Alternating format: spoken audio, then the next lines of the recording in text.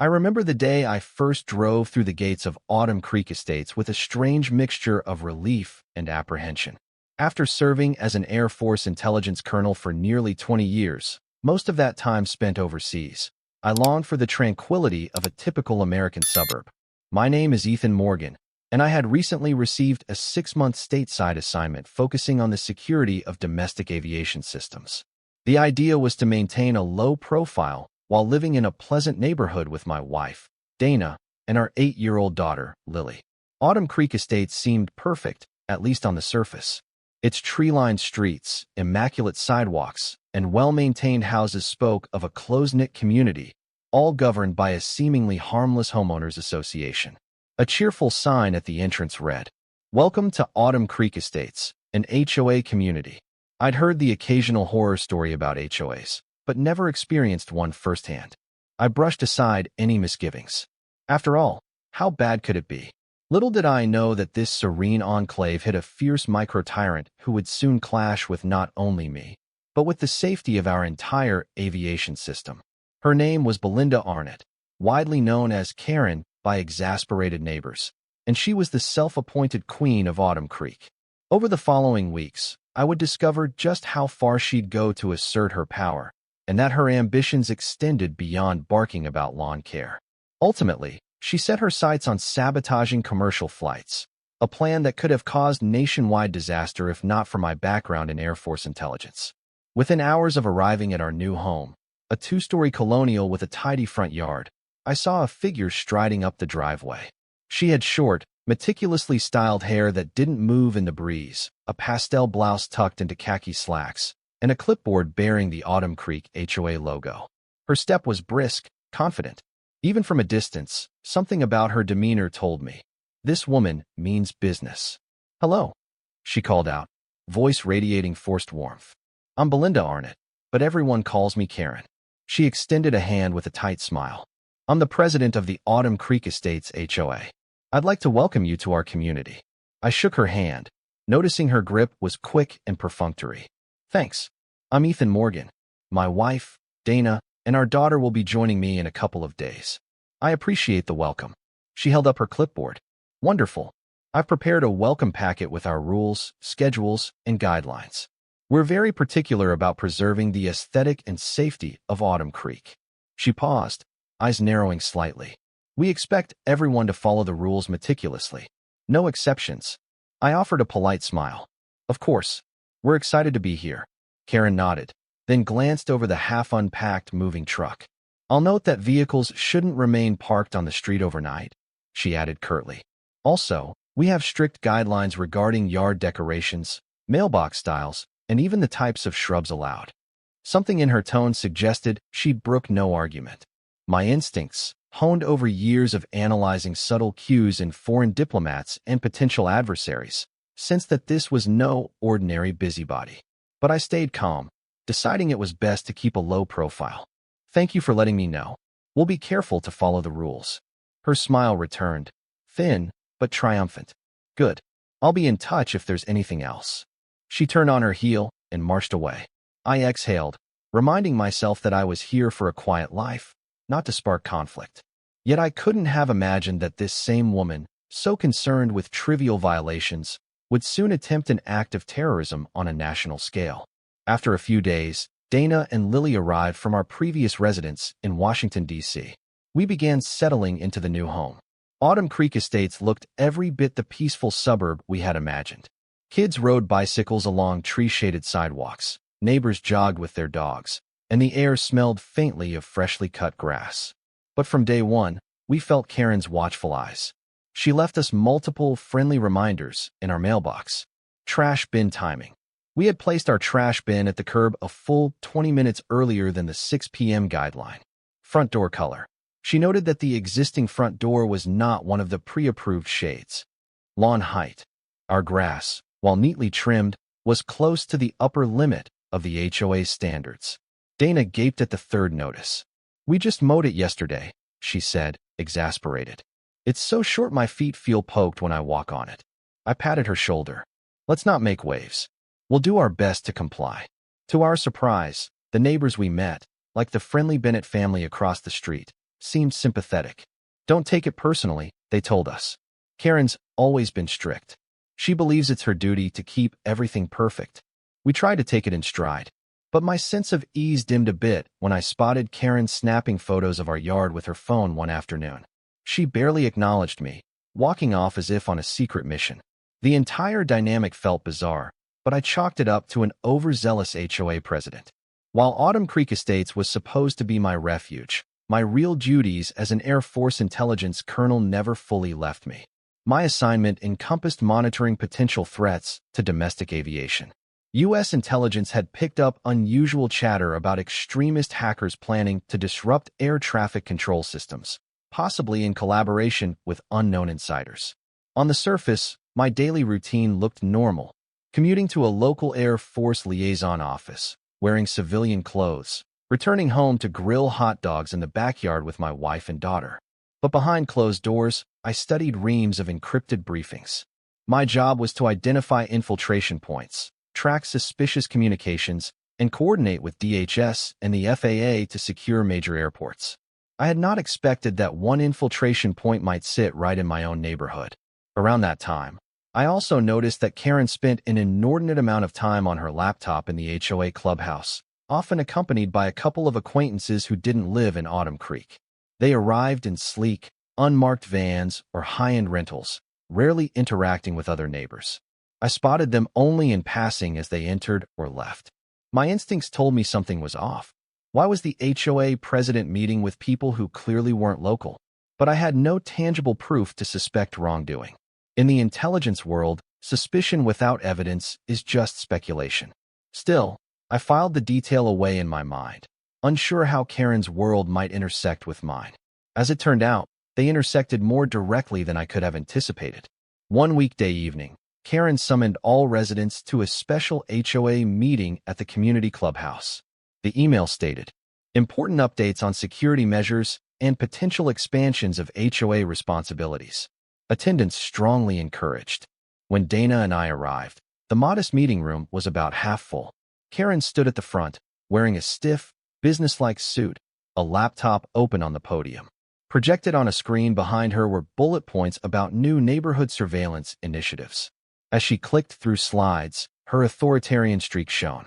She proposed mandatory installation of approved security cameras on each property, with live feeds accessible to the HOA board for community safety. Many neighbors squirmed. One man raised his hand, questioning the legality of such monitoring. Karen brushed him off, insisting it was well within the HOA's purview. The tension in the room was palpable. Midway through, Karen's laptop glitched. For a split second, a different screen flashed on the projector, a complex interface of code lines, referencing something about air traffic control protocols. My heart lurched. Could that be real code for aviation systems? Or was I imagining it? Karen hurriedly pressed keys, returning to her slideshow. She forced a tight smile.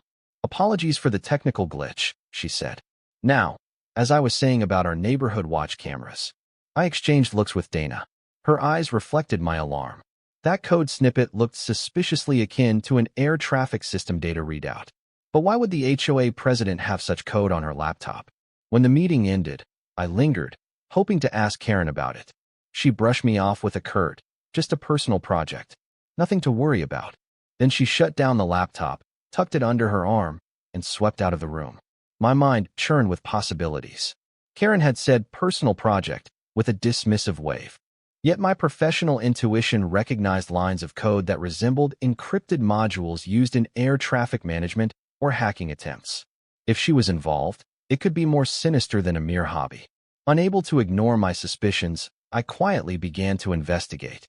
Discreetly, I questioned some neighbors about Karen's tech background. None seemed to know much. "She's always fiddling with that laptop," one neighbor said. "But we just assume it's HOA paperwork or budgeting." Given my security clearance, I had access to intelligence networks and databases. One evening, alone in my home office, I ran a cursory background check on Belinda Karen Arnott. Public records indicated she worked odd administrative jobs in the past, but had no formal IT training. That made her advanced code even more suspicious. She had purchased the house in Autumn Creek 4 years ago, quickly joined the HOA board, and seized the presidency within a year. Her financial records were murky, no consistent employment, yet she had an expensive lifestyle. Additionally, a deeper look revealed she had traveled internationally multiple times in the last 2 years, often to regions known for extremist activity or hacking hotspots. The evidence was circumstantial, but my alarm bells were ringing. Could Karen be a middleman or a collaborator with individuals seeking to undermine U.S. aviation security? I confided in Dana. She was horrified but equally perplexed. Why would an HOA president be dabbling in air traffic hacking? She asked. It sounds like a bad thriller movie. We decided to keep our concerns private. If Karen suspected that I, an Air Force intel officer, was onto her, she might accelerate her plans or vanish. I needed more information, so I bided my time, carefully watching for any opening to uncover her true motives. In the following weeks, suspicious incidents piled up around Autumn Creek. Someone vandalized the Bennett's property, spray painting "Traitor" on their garage door after Mr. Bennett publicly criticized Karen's proposed security cameras. Another resident, Mary Chun, claimed her home internet was hijacked by unknown users who accessed private emails. The local internet provider found signs of a sophisticated hacking method used from within the neighborhood. Fear settled over Autumn Creek. Under the guise of protecting the community, Karen pushed for even tighter controls, more fines for trivial infractions, more invasive data collection from each household. Some neighbors acquiesced, fearing retribution. Others, like the Bennetts, openly defied her, calling her a bully. But no one suspected the scale of what she might be planning. I attended every HOA meeting, quietly watching her speak, scanning her laptop screen whenever I could. Occasionally, I caught glimpses of encrypted chat windows. Once, I saw the handle Crow9 repeated, referencing lines about airport systems, scheduled infiltration, and compromised windows. It was exactly the kind of coded language my intelligence briefings had warned me about. My superiors at the Air Force office became concerned when I shared hints of a local infiltration. They authorized me to deepen my covert surveillance of Karen. Still, I lacked definitive proof that she was actively conspiring with extremist hackers. I needed something concrete: logs, chat records, or an admission. One night, Karen organized a neighborhood watch meeting at the clubhouse. The event attracted about 20 residents, most of whom came reluctantly, worried about crime in the area. She unveiled a new software tool on a large screen, a platform that supposedly monitored local security camera feeds in real time. According to her, it could identify suspicious cars, trespassers, and so forth. Curiously, the tool had advanced capabilities that outstripped typical consumer-grade security software. It integrated with a private server running complex analytics. As she demonstrated the tool, she occasionally minimized windows that looked suspiciously like hacking interfaces. My pulse quickened. She was using the facade of a neighborhood watch to mask something else. Possibly, she was testing infiltration techniques for bigger targets, like air traffic networks. After the meeting, I feigned interest in her program. "That's impressive," I said. "I've dabbled in software. Could you show me more about how you set it up?" She shot me a guarded look. "It's proprietary. I developed it with some friends. Not exactly shareable." Then she changed the subject, launching into a lecture about HOA compliance. I pressed gently.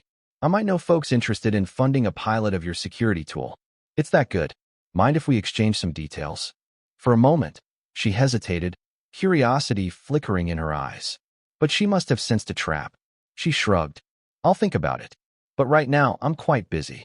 Then she brushed past me and out the door, leaving me no closer to evidence. A few days later, the Bennetts confided that Karen's watch software had flagged them for suspicious behavior, code words for them criticizing her in the previous meeting. They were slapped with an enormous HOA fine, presumably as a form of retaliation. The entire system reeked of a personal dictatorship. Yet I knew the real threat lay beyond petty fines. Karen's ambitions were bigger, more dangerous. My first major break came when I stealthily followed Karen to a small co-working office space outside Autumn Creek one Saturday evening. She seemed unaware of my car, tinted windows blending into the dusk. Inside that building, I could see her through a second-floor window, meeting with 3 individuals, 2 men and a woman, none of whom I recognized from the neighborhood. I parked discreetly and used a small directional microphone, part of my standard intel kit. to capture muffled snatches of conversation. The audio was faint, but I could make out references to flight routes, hijacking signals, and diversion tactics. At one point, Karen's voice rose in excitement. Yes, thousands of passengers at risk. It'll force them to shut down the airport. Then we can negotiate. My stomach tightened. This was the worst-case scenario. She was collaborating with a group who intended to sabotage or crash commercial flights, likely to cause chaos or extort demands. Possibly, she had personal or ideological motives, or was financially motivated by extremist sponsors. Either way, the ramifications were terrifying. After an hour, Karen and her associates parted ways. She returned to Autumn Creek, and I slipped back, adrenaline buzzing. While my vantage point gave me partial phrases and a sense of conspiracy, it might not be admissible as legal evidence. But it was enough for me to escalate within the Air Force chain of command. If they planned to disrupt or crash flights, we had to move swiftly. That night, I briefed my superiors via secure video call. Their faces went grim. They authorized me to coordinate with federal agencies, FBI, DHS, FAA, and prepare a joint task force. But we needed concrete proof of an impending attack, plus a timeline, to intervene. If Karen was merely talking big, an early confrontation might cause her group to vanish underground. Over the next week, intelligence chatter spiked. My Air Force team intercepted coded messages indicating that a group called Crow 9 was finalizing an infiltration of Skynav, a major air traffic management software used at multiple airports across the country. The messages referenced an inside asset, providing local coverage near a southeastern hub airport. That location aligned suspiciously with Rosewood International Airport, just an hour's drive from Autumn Creek. Cross-referencing the timeline, we learned that a large-scale hack was planned for the upcoming holiday weekend, when air traffic would be at peak volume. If successful, the sabotage could cause mass flight disruptions, or worse, collisions in the sky. Thousands, perhaps tens of thousands, of lives were at stake. The notion that Karen, an HOA president from a quiet suburb, was at the heart of this boggled the mind. But the evidence was pointing there. I spent sleepless nights analyzing every detail. At one point, I considered confronting her directly, but that could tip her off. Instead, we prepared a federal sting operation. The plan: gather enough real-time intel to catch Karen and her co-conspirators in the act of breaching or redirecting flight systems. We arranged for hidden monitoring of the data lines from the HOA clubhouse. If they were routing signals from that building, we'd intercept them. The risk was monumental. If Karen caught wind that I was an Air Force intelligence colonel, she might expedite the hack or shift to a different location. Our best shot was to monitor her carefully and let the hackers reveal themselves at the final moment, thus ensuring an airtight case. Meanwhile, I prayed we weren't cutting it too close. 3 days before the holiday weekend, a cryptic email from the Autumn Creek HOA landed in every resident's inbox. Dear neighbors, we regret to inform you of possible disturbances in our region's air travel. We recommend everyone stay vigilant. The HOA board is prepared to take decisive action if authorities fail to protect our community from external disruptions. President Belinda Arnott, Karen. Neighbors expressed confusion. What did the HOA have to do with air travel disturbances? Some joked on social media about Karen's inflated sense of power. Others worried she was planning something extreme to protest flight noise or expansions at Rosewood International. The email reeked of veiled threats. I suspected this was her way of preparing the neighborhood for some major event. Possibly, she intended to claim credit if the sabotage caused flight chaos, framing it as the HOA's stand against noise pollution or property devaluation. It was bizarre reasoning, but extremist logic often is. That evening, I strolled by the clubhouse, noticing it was locked tight. Peering through a window, I glimpsed rows of unusual server equipment, cables running from the router to a high-powered satellite dish on the roof. This was definitely not standard HOA hardware. It matched the kind of rig used for large-scale hacking or advanced signal hijacking. My heart pounded. The final stage of her plan was in place. With the holiday weekend looming, my federal contacts confirmed that Crow 9 was poised to launch a massive cyber attack on Rosewood International Airport's air traffic system. Their plan involved forging control tower signals to incoming commercial flights, potentially giving false altitude or runway data. Even a small discrepancy could lead to catastrophic mid-air collisions. We mobilized a covert operation. FBI cyber teams, Air Force intelligence analysts, and FAA flight safety specialists. A backup plan authorized fighter jets to intercept any flights at risk, if needed.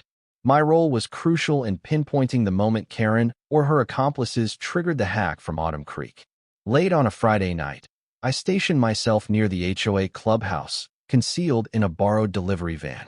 An FBI tech team had installed remote surveillance on the building's network. If Karen logged in to start the sabotage, we'd see it. Meanwhile, an armed SWAT team waited in unmarked vehicles around the block. Shortly after midnight, the FBI lead whispered through my earpiece, "She's online." Karen's credentials had popped up on the server logs, running advanced scripts aimed at Rosewood International's tower software. The lines of malicious code scrolled across a real-time feed, showing that she was splicing into the main data lines for inbound flights. "Attack is active," came another hushed voice, the FAA liaison. "Commercial flights are receiving false altitude data.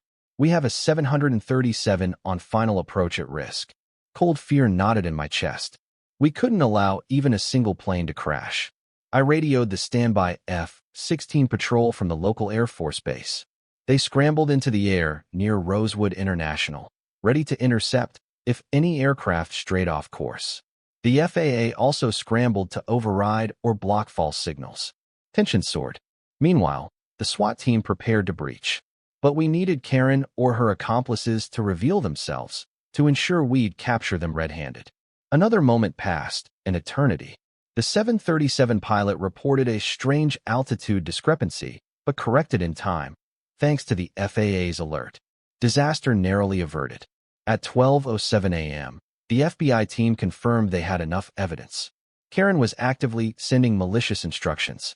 The hackers in her group had joined the session remotely, but we'd traced them as well.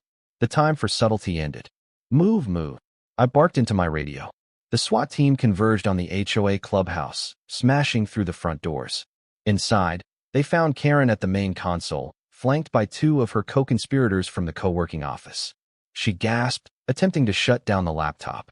Agents pinned her arms back, yanking her away from the keyboard. Others seized the hardware, preserving the logs. In the chaotic minutes that followed, Karen shrieked, "You have no right. This is an HOA matter." She struggled, but the heavily armed officers easily subdued her. The two associates surrendered without much fight. Both had overseas ties, matching intelligence profiles of known extremist hackers. Outside, the flashing lights of police cruisers lit up the suburban street. Groggy neighbors peered out windows or gathered on lawns in pajamas, stunned to see their HOA president dragged out in handcuffs. The local news, tipped off by law enforcement, arrived just in time to film Karen's meltdown, capturing her furious rant about protecting the neighborhood from plain noise and corrupt authorities. Meanwhile, Rosewood International's control tower stabilized, aided by the FAA. The hacking attempt was thwarted mid-act. Fighter jets returned to base, and commercial flights landed safely. The entire sabotage plot had collapsed in real time. I stepped forward as Karen spotted me among the swarm of agents. Recognition dawned in her eyes, followed by venomous hatred. You set me up," she spat. "You're not just some neighbor. Who are you?" My expression was somber. "Colonel Ethan Morgan, U.S. Air Force Intelligence. You nearly caused hundreds, maybe thousands, of deaths. It ends now." She glared, lips trembling, at a loss for words. The SWAT officers shoved her into the back of an armored vehicle. Sirens wailed as the last of her conspirators were detained. The sudden hush that followed felt surreal, like the quiet after a battlefield engagement. The fallout was immediate and massive. By dawn, national news networks flashed images of the HOA clubhouse raid and Karen's arrest. Reports revealed she'd been the secret linchpin in Crow Nine's plan to sabotage commercial aviation. Federal prosecutors described how Karen's group hoped to sow chaos, demand ransoms, or force government concessions. Others suggested she had personal vendettas tied to her twisted sense of protecting the neighborhood. The evidence seized from the clubhouse and Karen's personal devices painted a chilling picture. She had used HOA funds to purchase high-end servers and software, disguised as community upgrades. She leveraged her control over the neighborhood to quietly set up a mini data center, funneling large amounts of bandwidth for hacking attempts. The repeated glimpses I'd had of coded software were pieces of a puzzle that, left unchecked, could have become a national disaster. Residents of Autumn Creek Estates were shocked, outraged, and humiliated. How had they missed the signals that their tyrannical HOA president was also a cyber terrorist? Many recalled suspicious incidents, like the expensive computer equipment, the strange visitors, and the clandestine meetings at the clubhouse. The Bennetts, who had been vandalized for dissenting, felt vindicated. They joined a civil lawsuit to recoup thousands of dollars in bogus fines Karen had imposed. As for me, I spent long days with federal investigators, testifying to everything I had observed. My covert role in helping identify Karen's scheme became public knowledge, though many operational details remained classified. In press briefings, the Air Force credited me and the Joint Task Force with preventing a catastrophic attack on commercial flights. Karen's trial became a media circus. She faced a laundry list of federal charges: attempted terrorism, conspiracy to commit aircraft sabotage, computer fraud, wire fraud, and misappropriation of HOA funds. The prosecution's case was airtight, backed by digital forensics tying her login credentials to the infiltration of Rosewood International systems.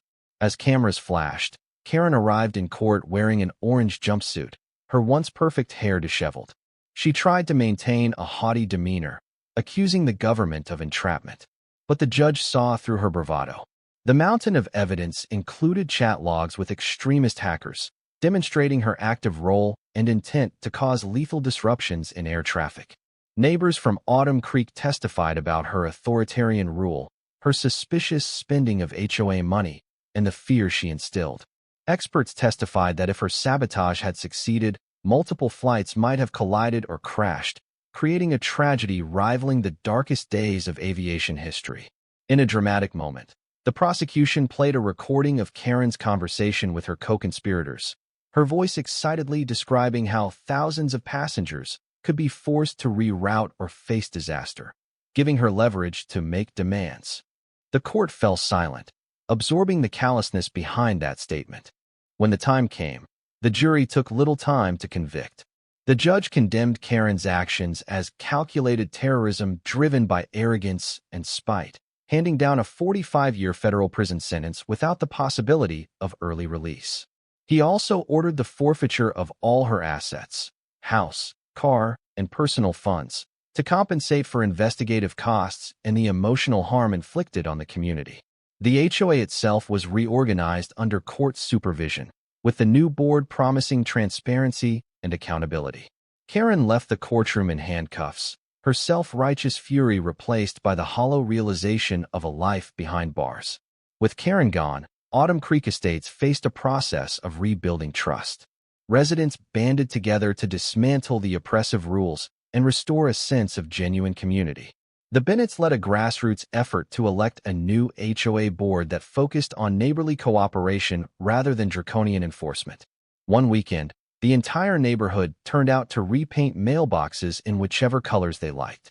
Kids ran around choosing bright, playful hues. It was a symbolic gesture of liberation from Karen's iron grip. The orchard near the community park, once fenced off by Karen's orders, was reopened, letting families enjoy picnics and fruit picking. The FBI returned most of the seized HOA funds, minus the portion used by Karen for illegal activities, and the community used that money to improve parks, plant trees, and host social events. A block party was organized to celebrate the new era. Tables lined the sidewalks, laden with food, while live music echoed down the once silent streets. Dana, Lily, and I attended with wide smiles, meeting neighbors we'd barely had time to befriend before. People kept thanking me for helping foil Karen's plot, but I always deflected. I was just doing my duty, I said, and protecting our family and friends. We all felt relief that no planes had crashed, that no one had lost their lives to Karen's twisted scheme. At the same time, there was collective astonishment that such a heinous plot could germinate in a picturesque suburban community. It served as a reminder that danger can lurk in the most unlikely places, hidden behind the veneer of manicured lawns and cookie-cutter homes. Media coverage of the thwarted attack remained intense for months, though it gradually gave way to other news. Karen's name became shorthand in some circles for the terrorist HOA president, a bizarre cautionary tale about how fanaticism and power trips can blend into a lethal cocktail. Occasionally, tabloids tried to interview me, seeking salacious details. I declined, preferring to preserve the dignity of Autumn Creek's residents. The final official mention came when Karen's appeals were denied, cementing her conviction. Court documents revealed the depth of her involvement with Crow 9, an extremist hacking collective seeking to rattle U.S. infrastructure. They had promised Karen money and influence if she facilitated local infiltration. She'd used her HOA presidency to build a fortress of technology, disguised as a neighborhood watch. It was a chilling example of how small power in the wrong hands can escalate into monumental threats. As for me, I returned to my Air Force duties, continuing the never-ending mission of securing our skies. My superiors praised the operation's success, though they teased that I'd certainly picked the most extreme HOA in the country to live in. I could only smile wryly. No one sets out expecting to find a domestic terrorist ring in their cul-de-sac. Life in Autumn Creek slowly returned to normal, or rather, to a new normal, one defined by open communication, neighborly trust, and relief that the dark chapter was over. Lily thrived, making friends she could ride bikes with around the block, free from the oppressive fear that once loomed. Dana volunteered for local charities and found a warm, supportive community blossoming in place of Karen's old regime. On weekend afternoons, I'd lounge on the porch, sipping iced tea, gazing down the serene street where children played. I'd sometimes recall the tense nights of clandestine surveillance, the near disaster at Rosewood International, and the surreal image of Karen hacking flight systems from our unassuming HOA clubhouse. It was a reminder of how crucial vigilance can be, even in a quiet neighborhood.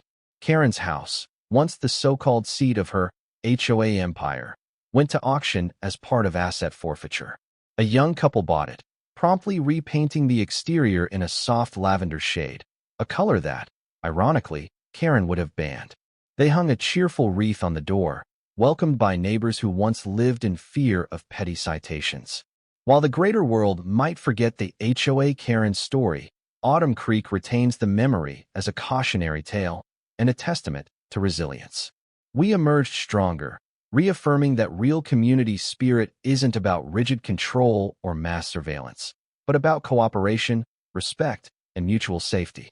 From my vantage, I took comfort in the knowledge that we had thwarted a terrifying conspiracy before it could claim lives. In the end, Karen's arrogance and thirst for power had blinded her to the possibility that someone in her crosshairs might outrank her in cunning and resources. When she discovered I was an Air Force intelligence colonel, overseeing the very aviation security she aimed to sabotage, it was already too late. And so, life goes on in Autumn Creek Estates, a suburb once overshadowed by an iron-fisted HOA president-turned-terrorist conspirator. Now, the only flights overhead are commercial planes passing peacefully in the sky, landing safely at Rosewood International, secure from Karen's malicious hacking. And in our quiet corner of suburbia, we've reclaimed the right to live, breathe, and paint our doors any color we want.